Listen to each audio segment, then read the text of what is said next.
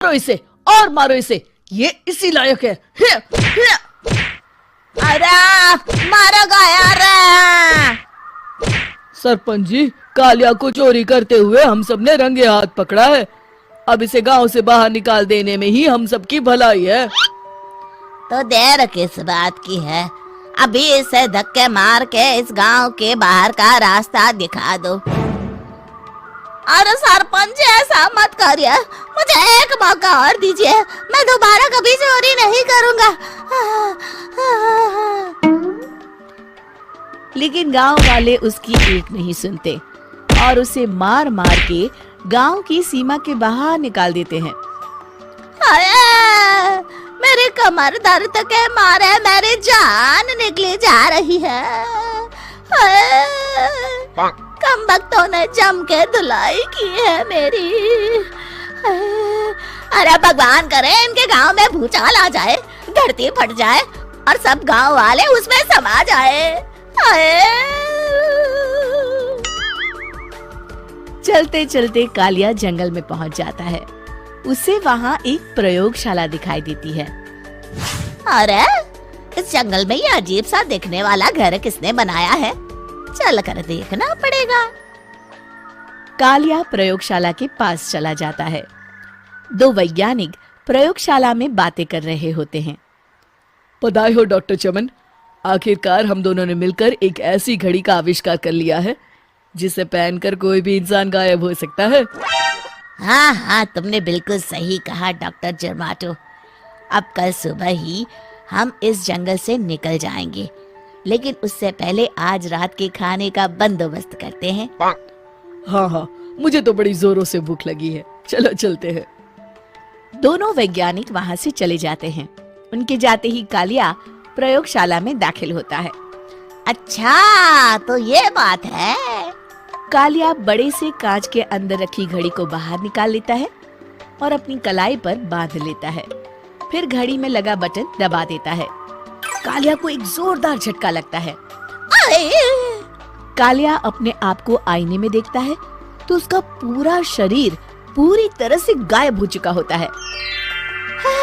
अब तो जो चाहे वो कर सकता हूँ। सबसे पहले मैं उन सभी को सबक सिखाऊंगा। गांव वालों, मैं आ रहा हूँ। कालिया गांव की ओर चल पड़ता है। थोड़ी देर के बाद दोनों वैज्ञानिक वहां आते हैं।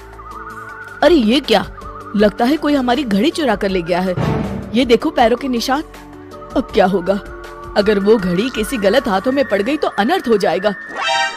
तुम चिंता मत करो, हमारी घड़ी में जो बैटरी लगी है ना, वो सिर्फ 24 घंटे चलेगी। उसके बाद वो घड़ी काम करना बंद कर देगी।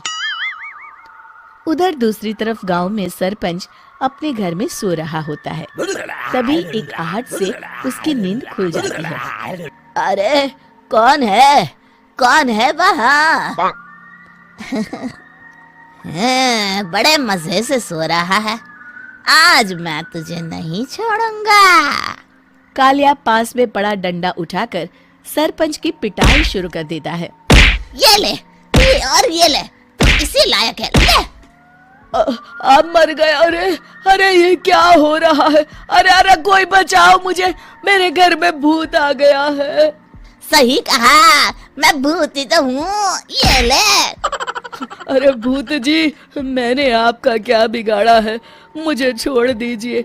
आपको क्या चाहिए?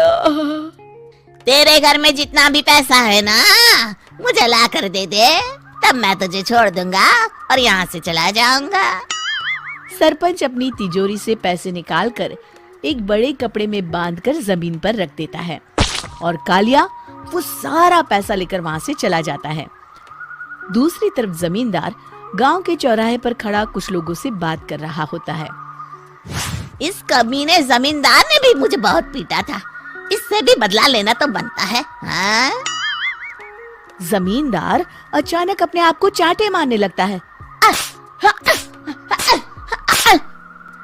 अरे भाई ये क्या हो रहा है? जमींदार साहब अब ठीक तो है ना? अरे मुझे नहीं पता भाई।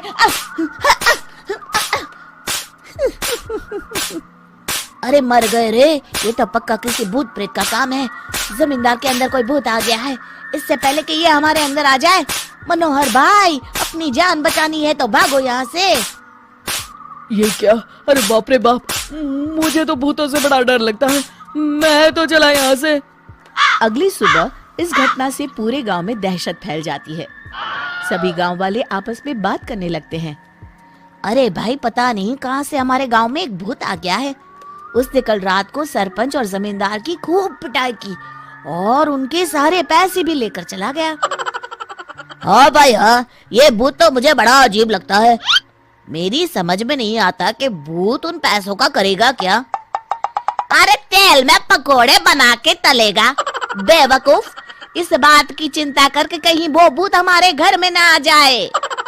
तुम बिल्कुल सही कह रहे हो आर्या, मैं भी इसी बात से घबरा रहा हूँ। अच्छा, अब मैं अपने घर जा रहा हूँ। तुम सब भी अपने अपने घर चले जाओ। उस भूत का कोई भरोसा नहीं है। हाँ। तीनों वहां से चले जाते हैं।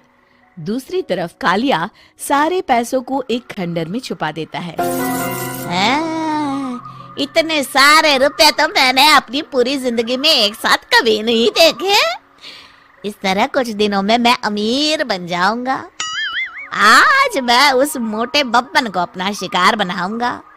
सुना है दहेज में बहुत सारे पैसे और गहने मिले हैं उसे। रात होते ही कालिया बब्बन के घर में घुस जाता है। हाँ, मिल गई तिजोरी। अब जल्दी से इसे खोलकर सारे पैसे निकाल लेता हूँ। अरे खुल जा, खुल जा। हाँ, खुल गई। कालिया पैसे थैले में भर ही रहा था कि तभी बब्बन उसके बगल में आकर खड़ा हो जाता है। भाई क्या कर रहा है? हाँ? अरे हट। अरे तेरी इतनी हिम्मत! मैं तेरे सामने खड़ा हूँ और तू फिर भी मेरी तिजोरी से पैसे चुरा रहा है। अरे मैं तो गायब हूँ, तू मुझे कैसे देख रहा है?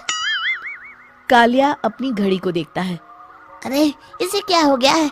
हाय, लगता है बैटरी खत्म हो गई। अच्छा, तो आज मैं तेरी बैटरी अच्छे से चार्ज कर देता हूँ। अरे भाग्यवान, जरा मेरा डंडा तो लाना। ये मोटा मुझे नहीं छोड़ेगा। अरे भागो।